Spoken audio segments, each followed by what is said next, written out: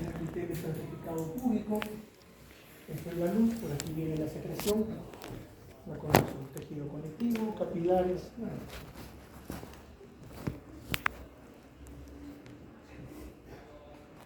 Esto es un poco de lo que ya hemos conversado, ¿no? Miren ustedes, ya hago un corte de esta manera, de manera que veo la pared lateral donde se encuentran los cornetes. Paladar duro, ¿verdad? Muy bien, entonces aquí tenemos nosotros la parte vestibular, ¿no? El ingreso a través de las fosas nasales anteriores. Aquí vienen las estructuras anatómicas recubiertas de mucosidad o de mucosa, y el aire que ingresa genera un arremolinamiento, dándole tiempo para calentarse y filtrarse también, además de humedecerse. Y hacia arriba, en esta parte pequeña, tenemos la parte olfatoria. Muy bien, vamos a ver, esto sería el hueso etmoides con su lámina, a través del cual pasan los filetes nerviosos que van a conformar acá arriba, ¿qué hay? El bulbo olfatorio, raíz del primer par cráneo. ¿Estos huecos qué serían? Los senos. ¿Cuáles son los senos? Paranasales, porque están a los costados, alrededor de las fosas nasales. ¿Cuáles son? Frontal, esfenoidal, maxilar superior, celdas etmoidales. ¿Hay algunas otras celdas que no son paranasales en la cabeza?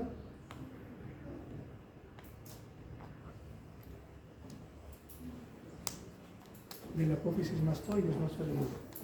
Bueno, esta es la mucosa que reviste, ¿no? Sí, es bastante sencilla, homogeneada y todo lo demás, bastante vascularizada, ¿sí? Por eso es que sangramos con mucha facilidad en un golpe en las fosas nasales, en la nariz propiamente, ¿no? No hay mucho que ver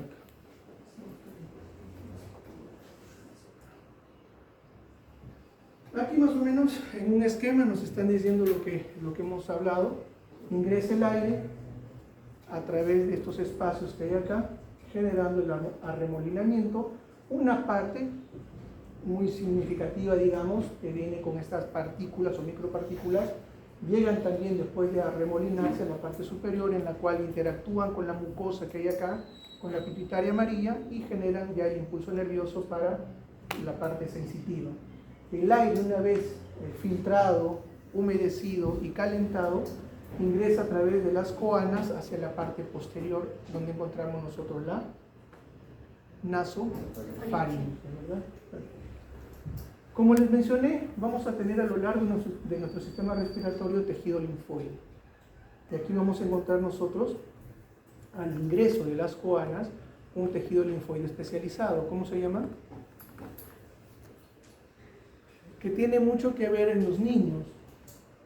Su hipertrofia genera dificultad para respirar. A esa parte no están las amígdalas propiamente. Tiene otro nombre.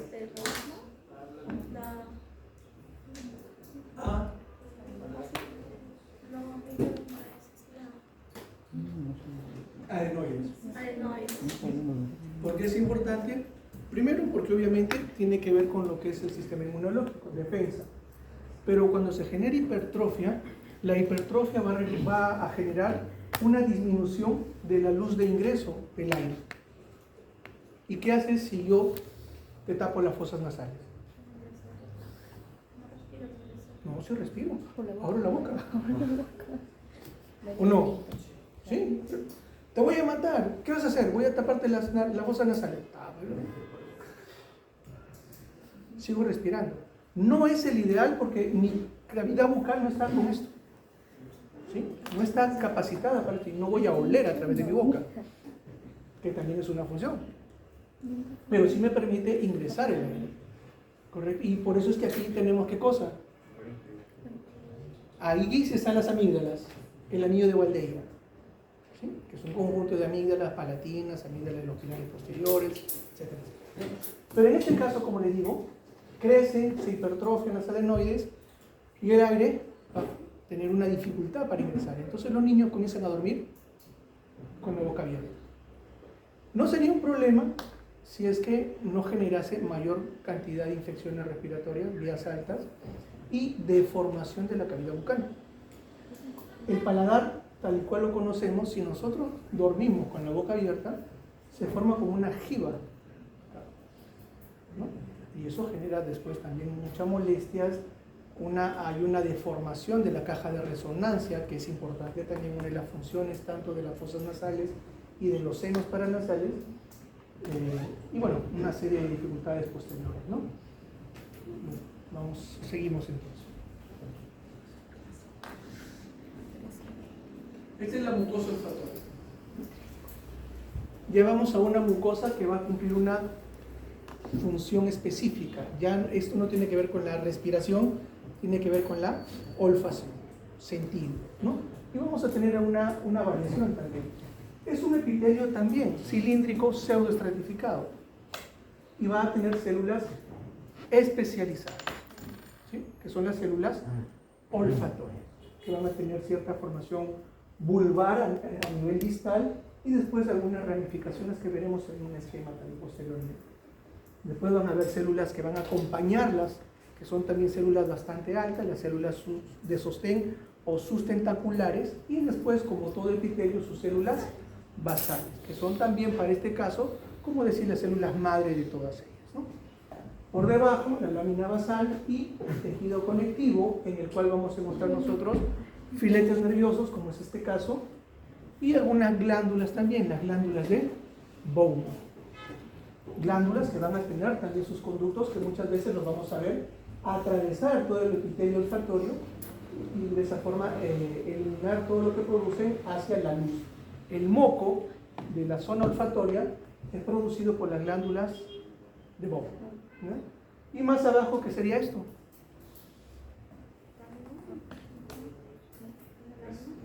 ¿Lámina qué? No, la lámina propia está acá. Lámina basal, lámina roja. ¿Qué sería esto? ¿Qué están viendo acá? ¿Qué músculo sería? A ver, vamos identificando. Si me dice músculo, ¿qué características de músculo le ves? Liso. Característica del músculo liso, la célula muscular lisa. Alargada, bordes finos en sus extremos, grueso en la parte central, o decir fusiforme, un solo núcleo central y no tiene estrías. ¿Ven esas características acá? No. ¿Qué otra estructura sería? Hueso, descríbemelo.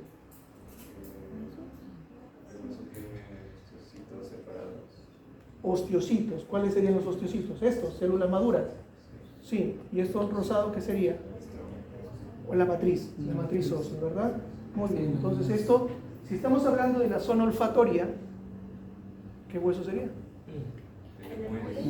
La lámina cribosa de huesos nobles, ¿no? Si yo reconozco el epitelio olfatorio, reconozco también qué segmento del hueso tiene en la parte profunda. Muy bien.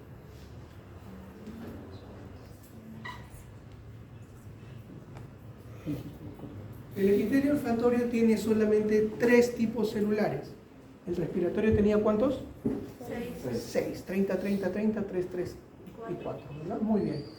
Estas tienen células olfatorias, las células de sostén y las células basales, ¿correcto? Las células olfatorias altamente especializadas, la célula de sostén, que tiene sus terminaciones también ciliadas, y las células basales, que son las células madre para todas ellas. Tres tipos nada más. Bastante sencillo. Esta es una imagen no tan específica, pero aquí se puede visualizar también. A ver, las células basales, miren ustedes, hasta los núcleos. Estos son las células. Ahí mezclado vamos a tener nosotros las células que van hasta arriba, las sustentaculares o de sostén, que terminan en un borde ciliado. Aquí de repente no se pueden apreciar específicamente las células olfatorias. Después tenemos nosotros por acá, miren acá, esto es una luz. Esto sería un conducto de repente o un componente glandular, la glándula de Bowman, ¿verdad? Esa imagen, por ejemplo, traten de reconocer, por favor, pero no es ideal como para un examen práctico, ¿no? Ha habido otras que son mejores.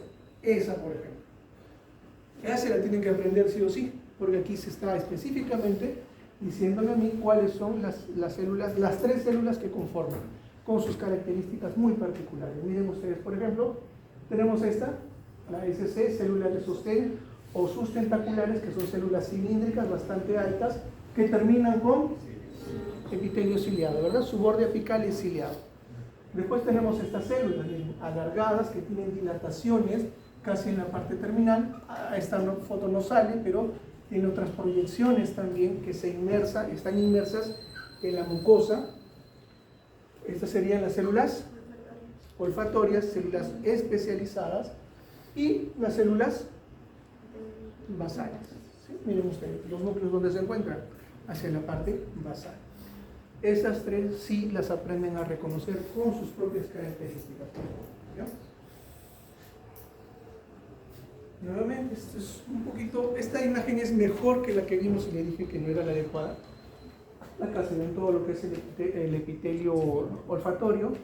Está en la parte del tejido conectivo subyacente de la lámina basal. Tenemos, miren acá, las glándulas de Bowman, ¿sí?, que son secretoras y que acá no se ven, pero hay algunos conductos que vamos a ver que van hasta la superficie apical.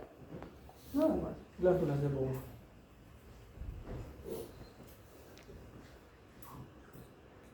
La misma situación acá, el epitelio olfatorio hacia arriba. Lo bueno es que casi, además de las glándulas que estamos apreciando, vemos los conductos, cómo es que atraviesan incluso el epitelio dirigiéndose hacia la luz, ¿no? Hacia la luz. Lo blanco arriba y la luz, el espacio vacío.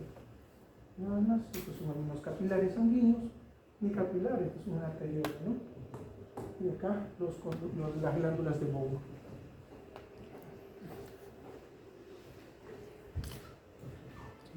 Lo mismo, pero aquí estamos visualizando estas estructuras. Filetes nerviosos. ¿Ya? Estas, miren ustedes, las características ondeadas de los filetes nerviosos. Aquí hay unos vasos sanguíneos, miren ustedes el endotelio, cómo se va hacia adentro. Cada vez, cuando los vasos arteriales van disminuyendo de tamaño, las células que cubren el endotelio hacen que su núcleo se torne más gordito, más hacia la luz. Esto es lo que estamos viendo. Glándulas, conductos, miren ustedes, los conductos de la glándula de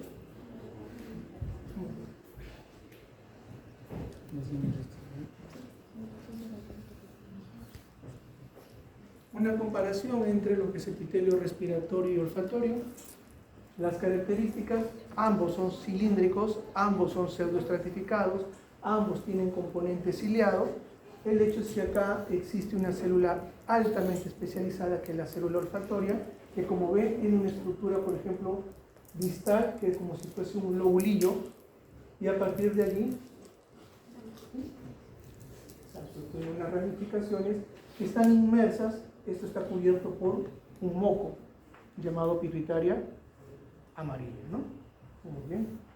Y miren ustedes los procesos nerviosos de estas células olfatorias que van a atravesar ¿hacia dónde? ¿A dónde van a ir a parar? Van a atravesar todo lo que es los filetes nerviosos que vimos, ¿se acuerdan en la lámina anterior? Atraviesan la lámina cribosa y llegan ¿a dónde? Al bulbo olfatorio.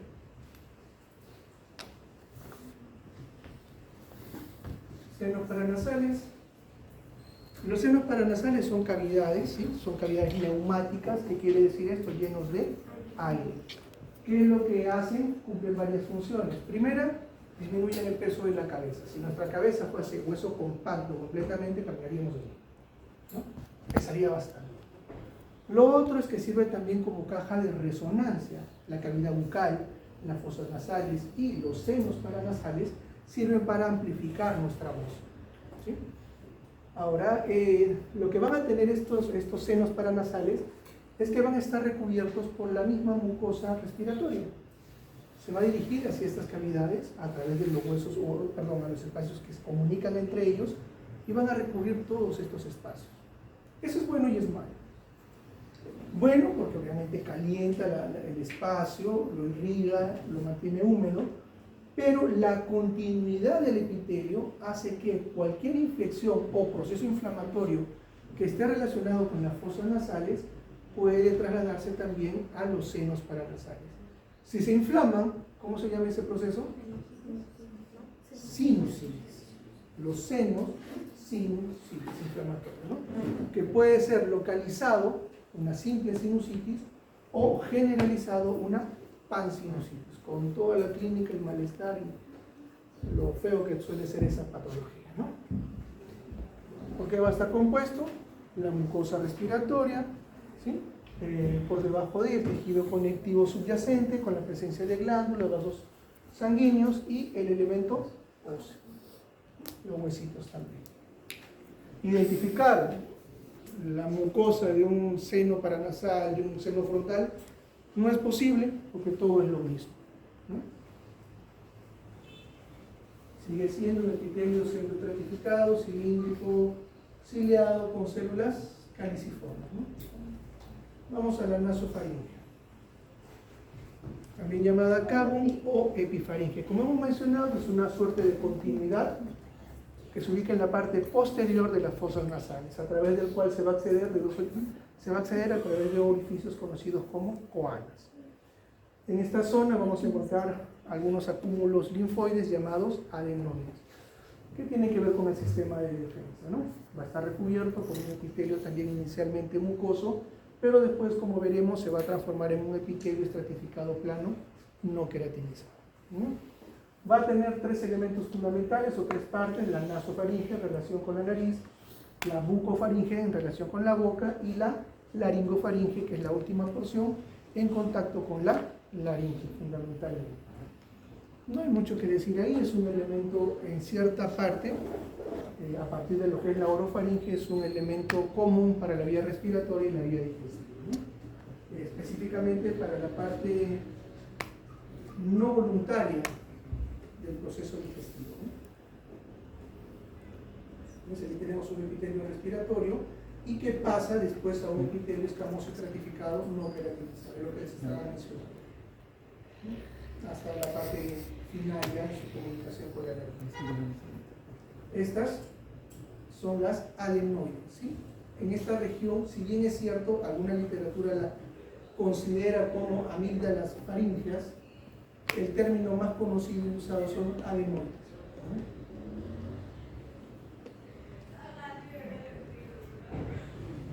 Esto es el tipo de epitelio, el tipo de tejido asociado a las mucosas. Vemos la gran cantidad de linfocitos fundamentalmente, ¿sí? Son agregados linfoides que se encuentran asociados a la mucosa, que pueden estar en la submucosa incluso, o también a nivel por debajo inmediatamente de la lámina basal. Esto es fundamental en lo que respecta a la parte inmunológica de nuestro sistema respiratorio. Como está asociado a nuestro sistema respiratorio, lo vamos a llamar BALT, B-A-L-T. LT es tejido linfoide, BA asociado a bronquios. En general es tejido linfoide asociado a mucosas, pero cuando hablamos de respiratorio le decimos BALT, y cuando hablamos de tejido gástrico, GALT. Lo mismo es mucosa. Laringe. La laringe es parte de nuestro sistema respiratorio que está conformado fundamentalmente por estructuras cartilaginosas, ¿no? De diferente tipo, ya veremos la tabla diferencial entre ellas. Dentro de estas, las que cobran mayor importancia vienen a ser, por ejemplo, el cartílago epiglotis y fundamentalmente la glotis, que están vinculadas con el aparato respiratorio y digestivo fundamentalmente. Va a estar recubierto por un epitelio respiratorio, es decir, epitelio estratificado, cilíndrico, ciliado, con células caliciformes. El cartílago que va a estar presente acá es el tipo hialino. Por favor, hay que ser específicos con eso, porque el cartílago hialino tiene sus propias características, muy diferentes que el elástico, por ejemplo, y el fibroso. También encontramos músculo estriado. Estriado esquelético, por favor, hay que ponerlo completo, ahí en la diapositiva, en la lámina no se ve o no está descrito. Es un músculo estriado esquelético, ¿no? Que corresponden a los músculos intrínsecos de la laringe, y aquí no existe una submucosa bien definida, como en el resto del sistema respiratorio, que sí vamos a encontrar las cuatro capas bastante definidas. Entonces, ¿qué estamos viendo aquí?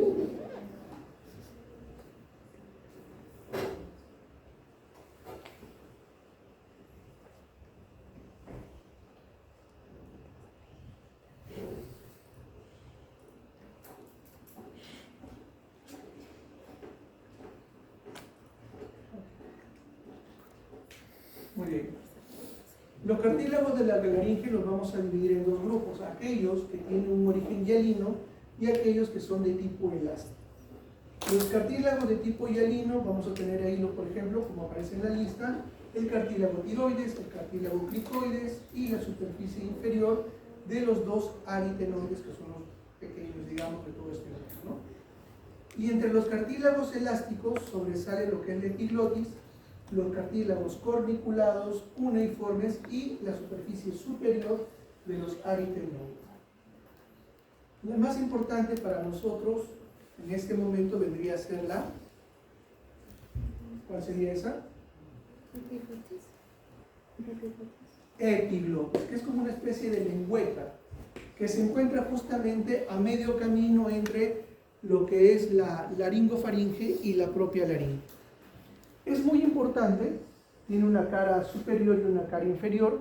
La cara superior está básicamente relacionado con el epitelio que viene de la faringe, que es un epitelio estratificado plano, no queratinizado, y la cara inferior es asociado a epitelio respiratorio. ¿Correcto? Entonces, esa variación la recuerdan siempre porque es importante. El tipo de elástico, el tipo de cartílago elástico. Muy bien. ¿Por qué la importancia de este cartílago al estar en la entrada justamente entre lo que corresponde a la laringofaringe y la laringe? Porque va a servir como un medio para evitar que el bolo alimenticio, una vez que llegó a la parte posterior de la cavidad bucal, al istmo de las fauces, y con el último golpe o empujón que le da la lengua hacia atrás, que manejaba hasta ese momento la parte, digamos, voluntaria de la deglución, una vez que cae hacia la parte posterior, comienza la fase no voluntaria. ¿Sí? Entonces, inmediatamente, una vez que cae el bolo alimenticio, la epiglotis cierra la entrada a lo que es la glotis, ¿no? De manera que este cuerpo no ingresa, no penetra a lo que es la vía respiratoria y cae hacia lo que es el inicio del esófago, que está hacia la parte posterior. ¿No? Si este reflejo no existiera, si este cartílago no respondiera de esa manera, sencillamente el bolo alimenticio podría pasar, o cualquier cuerpo extraño podría pasar a la vía respiratoria, generando su cierre y con ello también poniendo en riesgo la vida de la persona, ¿no? Obviamente, dependiendo del tamaño del cuerpo extraño. Incluso a pesar de que nosotros tenemos el reflejo de defensa, que es la tos es netamente un reflejo de defensa. Cuando siente algo que irrita la zona, se genera ese efecto de eliminar. La tos es para eliminar todo elemento, todo cuerpo extraño que hay en nuestra vía respiratoria. A pesar de eso, muchas veces el cuerpo extraño llega a pasar y se ubica en alguno de los bronquios, ¿no? Pero eso lo veremos la próxima. Miren ustedes, esto es un poquito más específico. Tenemos nosotros el epitelio escamoso estratificado no queratinizado, luego por debajo en la submucosa, las glándulas submucosas que son de naturaleza seromucosa, hemos dicho nosotros que tienen los dos componentes, la presencia del cartílago y nuevamente acá, una capa en la cual vamos a encontrar nosotros nuevamente la presencia de glándulas, abundante tejido conectivo y el epitelio, ¿de qué tipo? Pseudoestratificado columnar ciliado, que corresponde al epitelio respiratorio.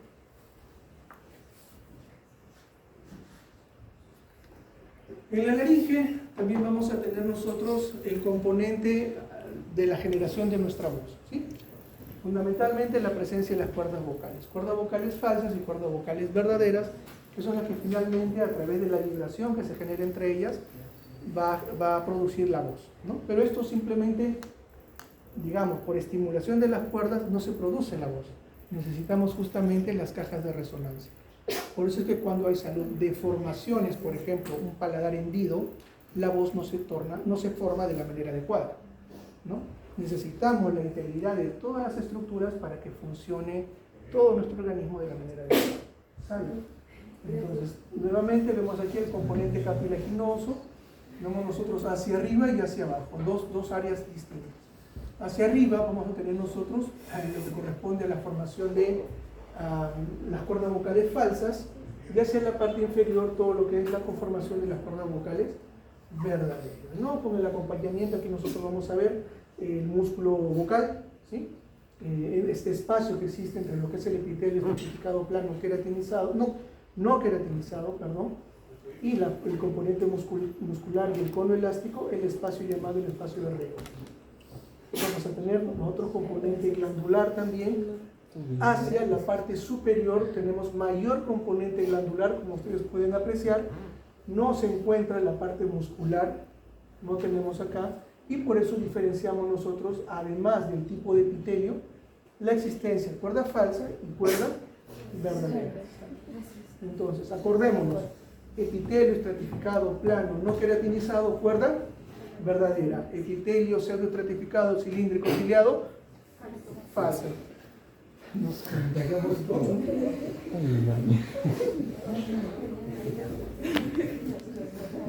Flecha verde, ¿qué sería? Falsa, ¿verdad? Flecha verde.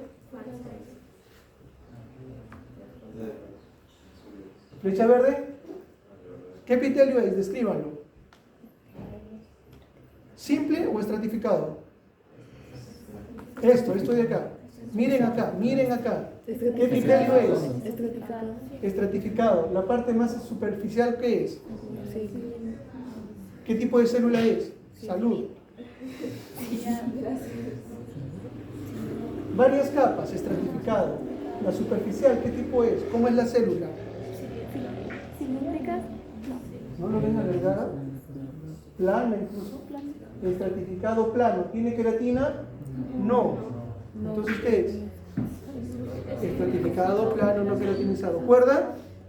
Verdadera. Acuérdense, descripción. Epitelio estratificado plano no queratinizado, cuerda verdadera. Epitelio pseudoestratificado cilíndrico ciliado con células caliciformes, cuerdas falsas.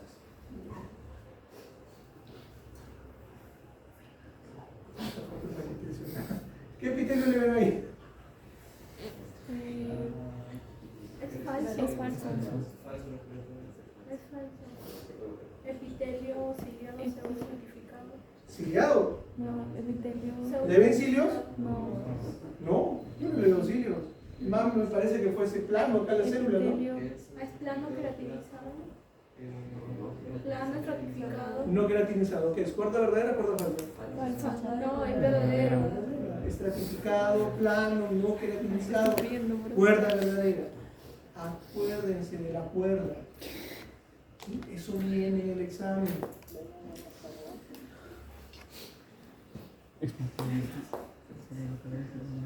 ¿Ya eso qué es? Porque se oye, profe. Ya no. Ordénate.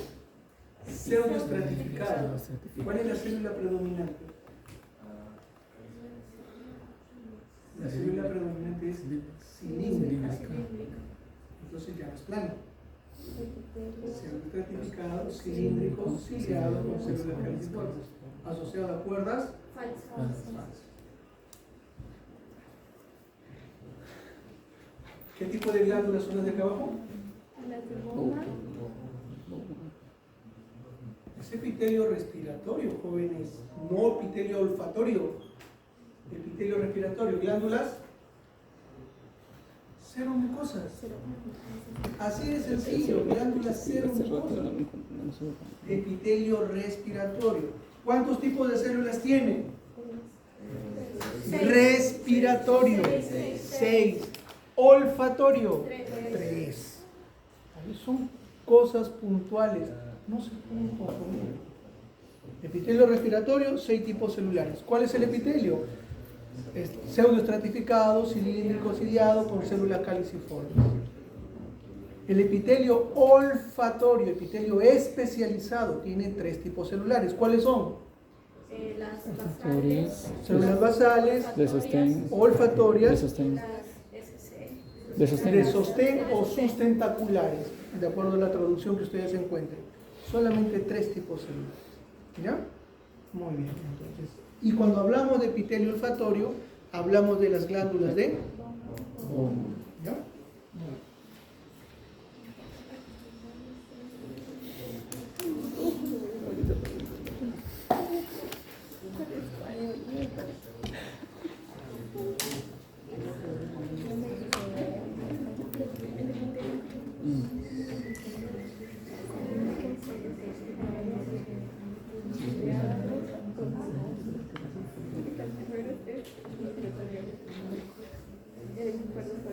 Hacia acá arribita no le ven como cilios.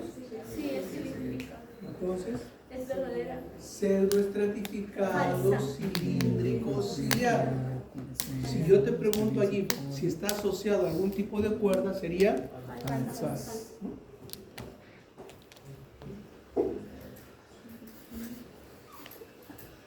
Epitelio. ¿Qué tipo de epitelio ven allí?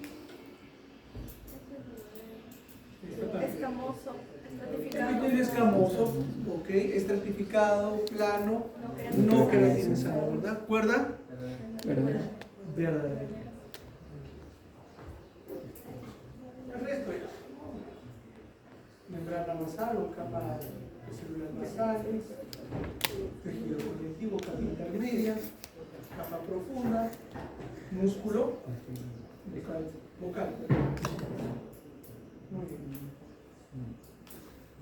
Tráquea. La tráquea es un elemento tubular, básicamente. Mide más o menos 12 por 2 centímetros, ¿sí? 12 centímetros de largo por 2 centímetros de diámetro en su porción más gruesa. Viene a continuación de lo que es la laringe. Está formado fundamentalmente por anillos cartilaginosos que están presentes de forma incompleta. Es decir, es una letra C. Un anillo es completo, ¿verdad? Son anillos incompletos, cuyo espacio vacío o parte incompleta se encuentra hacia la parte posterior, es decir, están puestos transversalmente, uno debajo de otro, entre 15 a 20 anillos. ¿Sí? ¿Por qué necesito que esta estructura esté formado por anillos cartilaginosos? Esto es un tubo, ¿verdad? ¿Sí? ¿El esófago es un tubo? Sí, es parte del tubo digestivo. Pero las características del esófago difieren mucho de las características de la tráquea. Y ya vamos a entender por qué. ¿Por qué creen ustedes que la tráquea debe tener esa estructura tubular rígida o semirrígida? Porque el paso del aire es constante. Yo no me puedo dar el lujo de decir, bueno, voy a descansar mi sistema respiratorio unos 20 minutos. Pero mi sistema digestivo sí. Hasta puedo ayunar o no. ¿Necesito que mi tubo digestivo, en especial el esófago, esté distendido todo el tiempo? No, porque lo único que hace el esófago, ¿qué es? Pasar, listo. ¿Cuánto? 5 o 7 segundos, nada más. Entonces necesito solamente que se dilate y se contraiga con el paso del bolo alimenticio. No lo necesito para nada. Pero la tráquea necesito que esté permeable, porque de eso depende mi vida. ¿Sí? Y es por eso que tiene esta estructura, cartilaginosa, además que está compuesto por sus 4 capas, ¿no? Mucosa, submucosa, y ya lo vamos a ver. Muy bien.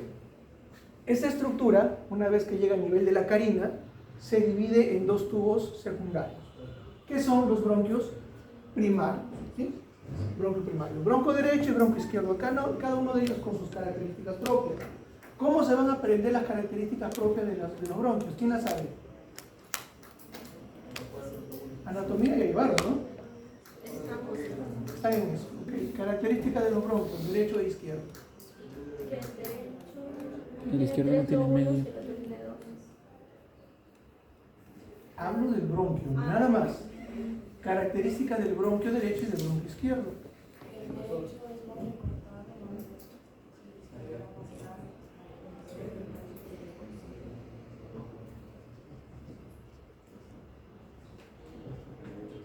parece si hacen esto? Nada más. Y plagea. El bronquio derecho es más corto, más vertical y más grueso. El bronquio izquierdo es más largo, más horizontal y más delgado. Listo. Ahí tiene su placa. Su profesor de anatomía.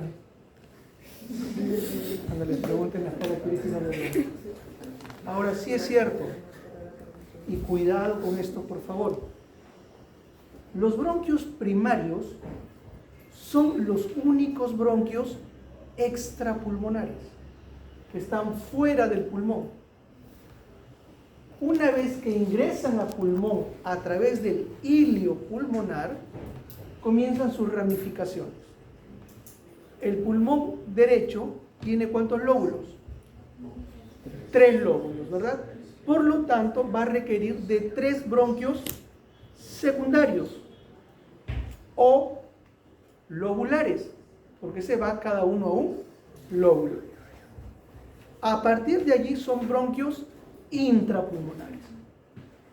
Lado derecho, ¿cuántos bronquios secundarios son? 2, porque solamente hay 2 lóbulos. ¿Sí? Embriológicamente, el lóbulo de la ínsula se une al lóbulo inferior. Primero eran separados, después se unen. Entonces solamente 2 bronquios secundarios, intrapulmonares. Y después, cada lóbulo tiene segmentos. Entonces los bronquios secundarios se vuelven terciarios o bronquios segmentarios. Y así sucesivamente avanzamos en división, división, división. ¿Cuántas generaciones son? Ya no me acuerdo. 21. ¿21 generaciones? Ok, 21 generaciones. Entonces, esas generaciones las vamos a ver la próxima semana. ¿Ok? Pero por ahora nos quedamos con esto. A nivel de la carina, la tráquea se divide en 2 bronquios primarios o principales o extrapulmonares. Cualquiera de esos nombres va bien. ¿De acuerdo? Conmigo, ¿eh? La anatomía lo aprenden, como diga el profesor de anatomía. Ahí sí yo no me meto. Intrapulmonarmente, estos bronquios primarios, una vez que ingresan al pulmón a través del hilio, se dividen en 3 bronquios secundarios, el lado derecho, o también conocido como bronquios lobares, y 2 bronquios secundarios en el izquierdo, o conocido como bronquios lobulares. Y después se dividen en bronquios terciarios o segmentarios. Muy bien.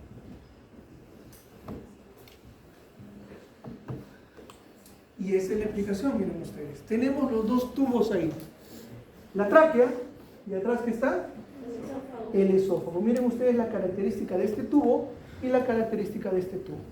Este tubo es rígido, ¿por qué? Porque tenemos cartílago. Este no tiene sus paredes, ya lo veremos en el sistema digestivo. No tiene ese cartílago, por lo tanto es un tubo que se encuentra, este es un tubo distendido, este es un tubo colapsado. Esta es una estructura rígida, esto no. ¿Por qué? Porque aquí necesito la permeabilidad para que pase el aire todo el tiempo, entre y salga el aire, y acá no, acá solamente lo necesito cuando pase el bolo alimenticio, que son 3 veces al día nada más en promedio. Muy bien, entonces esta es la luz, ya veremos posteriormente cuáles son las capas, pero miren ustedes la presencia de gran cantidad de glándulas, la presencia del cartílago y la sedosa que lo envuelve, ¿no? Ahí están sus 4 capas. Hacia atrás el anillo es incompleto y va a estar separado de lo que es la parte posterior a través de una musculatura, ¿sí? Una pared de componente muscular. Muy bien.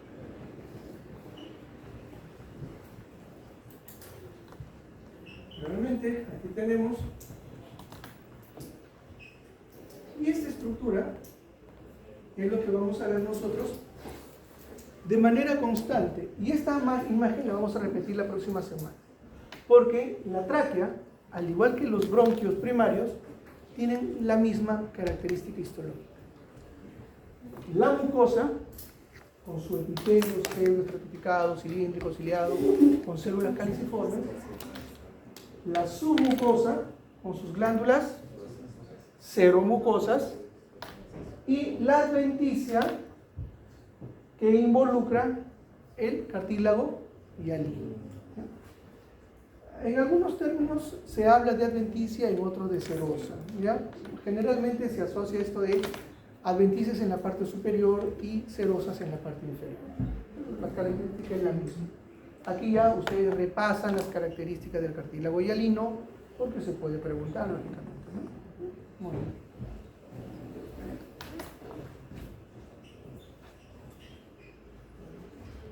Mucosa con glándulas seromucosas, mucosa, no más. Todo elemento que sale lógicamente hacia la superficie, ¿sí?, son los ductos o conductos. Acuérdense, estas son glándulas exocrinas. Por lo tanto, todo elemento acá glandular o los acinos glandulares deben tener un medio por el cual vierten el producto de su secreción hacia la luz, ¿no? Glándulas exocrinas con sus conductos.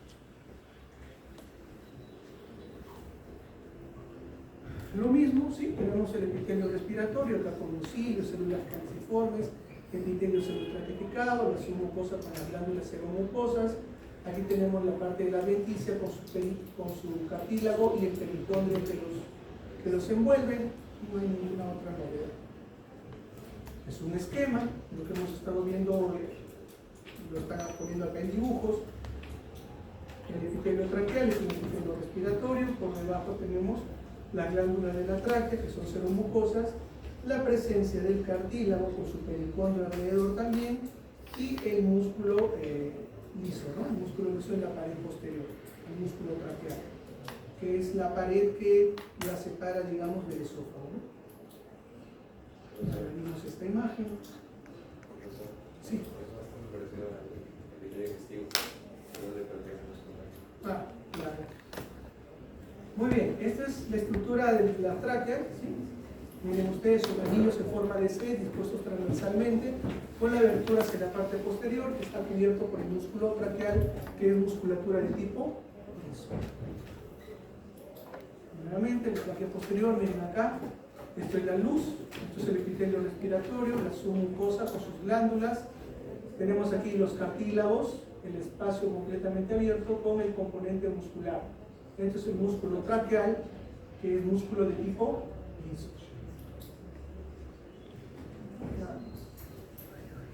Está cubierto por el epitelio celulostratificado, la cavidad nasal también encontramos el epitelio estratificado plano queratinizado. Acá se pone queratinizado porque, como les digo, la piel va de la parte externa hacia la parte interna y esa pérdida de la queratina es gradual, ¿ya? El epitelio respiratorio tiene 6 tipos de células, el olfatorio 3, las cuerdas vocales verdaderas tienen epitelio estratificado plano no queratinizado, y las falsas un epitelio respiratorio. Muy bien, jóvenes. Eso es todo lo que hablamos un poco. Muchas gracias. La próxima semana evaluamos esto, ¿ya?